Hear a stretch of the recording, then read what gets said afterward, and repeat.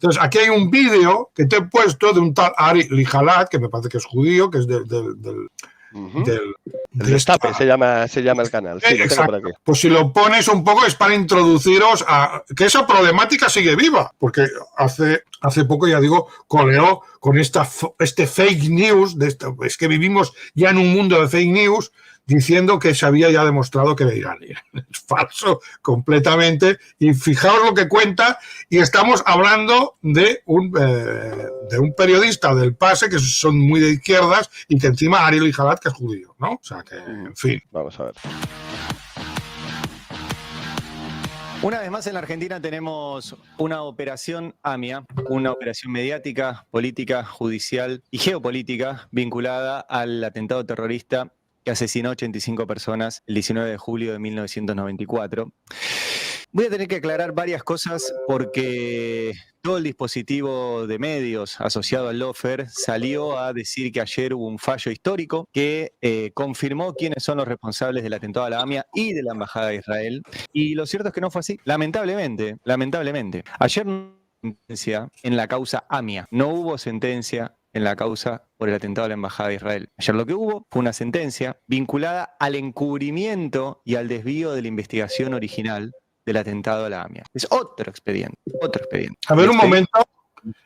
Un momento. Yo leí en prensa española, seria entre comillas, pues ya hemos visto lo serio que es La Vanguardia y el Colegio de Periodistas, ya he visto que son unos mamarrachos y unos mentirosos.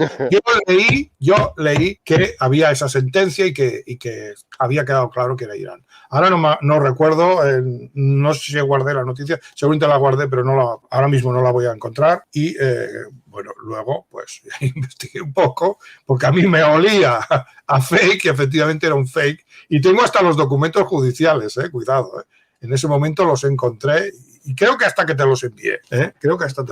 Del tema este. Sí, sigue. El atentado a la AMIA está paralizado, no está en la Cámara de Casación, está en el juzgado número 6 de Comodoro Pi, juzgado que está vacante, y el concurso para ese juzgado está trabado en el Consejo de la Magistratura que preside Horacio Rosati, y en manos de la UFI-AMIA, que es la que en su momento tenía Nisman y del cual ahora voy a hablar. Esa es la causa AMIA. Pues hay otra causa de la cual les voy a explicar ahora, que fue el encubrimiento, porque cuando fue el atentado, lo que se hizo fue desviar la investigación y hacer toda una farsa que genera que 30 años después todavía no sepamos qué pasó ese día. Pero ayer no hubo sentencia en la causa AMIA, y menos en la causa por el atentado a la Embajada de Israel, causa que tiene la Corte y que hace 32 años que no resuelve.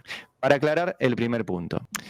Ayer salieron a decir que fue un fallo histórico, lo repitió toda la red de periodistas del lawfare, de dirigentes políticos asociados a eso. Es cierto que fue histórico, pero yo creo que por los motivos contrarios. Y les voy a mostrar por qué. Todo esto lo armó el juez Carlos Máiquez. Carlos Máiquez era un juez del Fuero Nacional, que después fue ministro de Justicia de María Eugenia Vidal en la provincia de Buenos Aires, y que Macri lo puso a dedo y sin concurso en la Cámara de Casación, que es el máximo tribunal penal del país. Y que además fue uno de los que viajó al Lago Escondido invitados por el Grupo Clarín, y todo esto tiene que ver. Porque Máiquez ayer puso a circular una gacetilla que se le adelantó a Joaquín Morales Olaya Asociados y a otros comunicadores, donde dijo que había logrado verdad y justicia en el caso AMIA.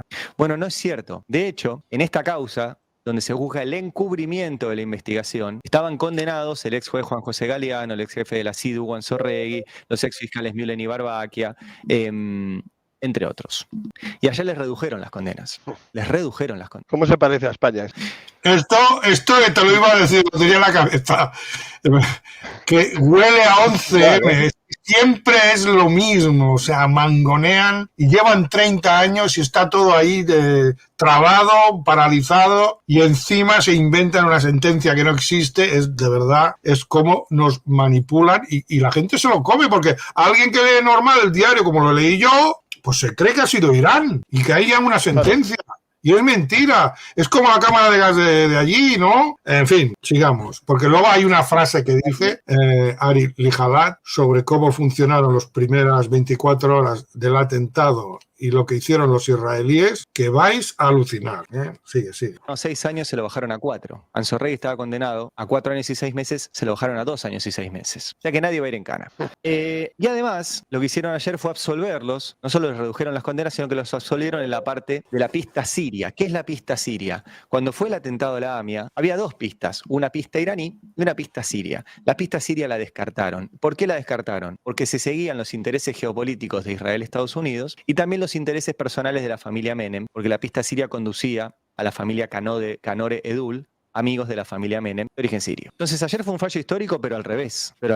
Aún así, fue tal la operación, y es tan evidente que fue Máiquez el que comandó la operación, que salió a los poquitos minutos de dar a conocer el fallo en el programa de Romina Mangel. Romina Mangel, que fue durante el gobierno de Macri la vocera de cuáles eran los jueces que Macri quería sacarse del medio. Entre ellos, por ejemplo, el juez Daniel Rafecas, que fue el juez que desarmó toda la operación de la denuncia de Nisman, de la cual ahora me voy a referir. Ayer Máiquez salió enseguida a dar una entrevista, a sostener esto, y dijo lo siguiente. Doctor Máiquez, hay algo que acá es importantísimo, está diciendo para entender, digamos, no es que está Teherán, digamos, no es que está Irán detrás, sino el brazo armado del de una parte del gobierno iraní en ese momento que conformó Hezbollah. No, yo digo algo más, yo digo que Hezbollah ejecutó una operación, entre otras tantas, que respondían a un designio político, ideológico, revolucionario y bajo el mandato de las autoridades de un gobierno, de un Estado. ¿Y por qué no? ¿Por qué Irán no es responsable entonces? Sí. Pero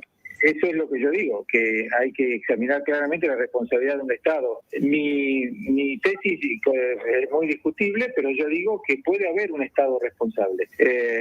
No solo las autoridades, no solo los gobernantes, no solo los ayatolás que ordenaron la ejecución. Hay un aparato estatal, un aparato paraestatal. Habría que estudiar, y esto quizá no es este el ámbito, pero hay que ampliar el concepto de responsabilidad. Yo creo que las personas jurídicas de derecho público también pueden ser responsables. Bueno, claro que no es el ámbito, por varias cosas. Primero, porque la justicia penal juzga a personas, no estados, algo que se olvidaron de decir. Segundo, que no es el ámbito porque el objeto de esta investigación, de esta causa que resolvió ayer Máiquez, no era determinar quién hizo el atentado, por lo tanto no lo puede hacer. Yo sé que parece muy burdo lo que estoy diciendo, pero es así de burdo. No es el objeto de la investigación de la causa que resolvieron ayer quién hizo el atentado. El objeto es quién encubrió la investigación. No puede Máiquez, porque no tiene los elementos, los documentos, las pruebas, decir quién hizo el atentado. Pues lamentablemente no sabemos. Ojalá lo supiéramos, pero no lo sabemos. Y no es este el expediente donde se está investigando eso. Pero es tal la operación y tal el alineamiento con los intereses de Estados Unidos que ayer salió enseguida también el gobierno con este comunicado a celebrar el fallo. Lo celebró, dijo que finalmente se comprobó quiénes son los que hicieron el atentado a la Embajada de Israel y a la AMIA. Y dijo que esto termina con los reiterados intentos del kirchnerismo por encubrir la responsabilidad de Irán y postergar este fallo histórico, traicionando a la patria. Traicionando a la patria en el 2013 con el memorándum de entendimiento. Eso es de puta. Es muy fuerte este comunicado, primero porque muestra una vez más que esto es una operación geopolítica, porque este gobierno también quiere alinearse con los intereses de Estados Unidos, pero vuelven a traer la cuestión de la traición a la patria. Quiero detenerme ahí antes de ir a la historia de todo esto, porque traición a la patria fue lo que usaron para perseguir a Cristina y perseguir a Héctor Timerman. Héctor Timerman, que era el canciller que llevó adelante la firma del memorándum, tenía cáncer. Y por estas cuestiones de decirle que era un traidor a la patria, no lo dejaron viajar a Estados Unidos a tratarse ese cáncer y se murió. Se murió procesado por traición a la patria.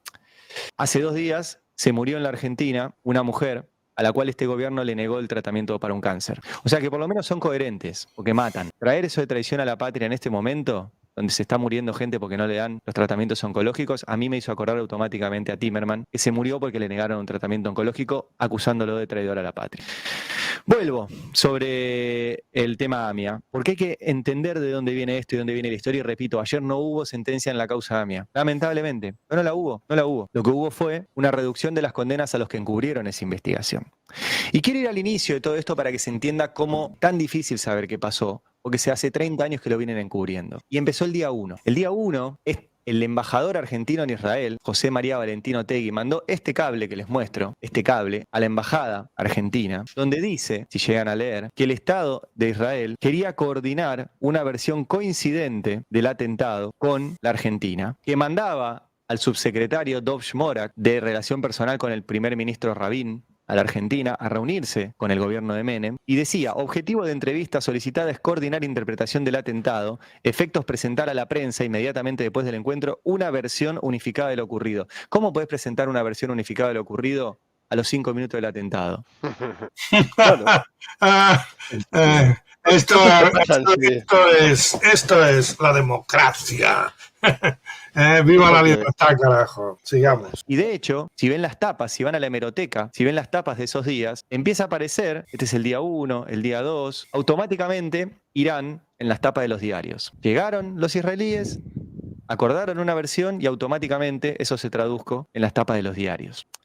Todo esto le tocó a un juez, al juez Juan José Galeano, que tenía... lo que ha dicho, acababa se presenta ahí el embajador israelí, intenta pactar una versión para que, porque al principio del Holocausto se decía, hay versiones que dicen que para asesinar a los judíos los metían en una piscina y los electrocutaban. Cuidado, o sea, hubo varias versiones, hasta que al final se impuso, digamos, la canónica. Pues circularon varias versiones, a cuál más risible, ¿no? Y ahora pues aquí llamaron, vamos a ponernos de acuerdo a ver qué les decimos a los tontos que hemos de manipular, ¿eh? Y claro, era pactar que había sido Irán, y esa prisa por pactar ya indica quién podía haber sido, ¿eh? Muy 11M todo, sí. Exacto, y automáticamente ese pacto se traduce que la prensa va a aceptar como unos corderitos lo que ordenen los amos. Es lo que está explicando. Sí.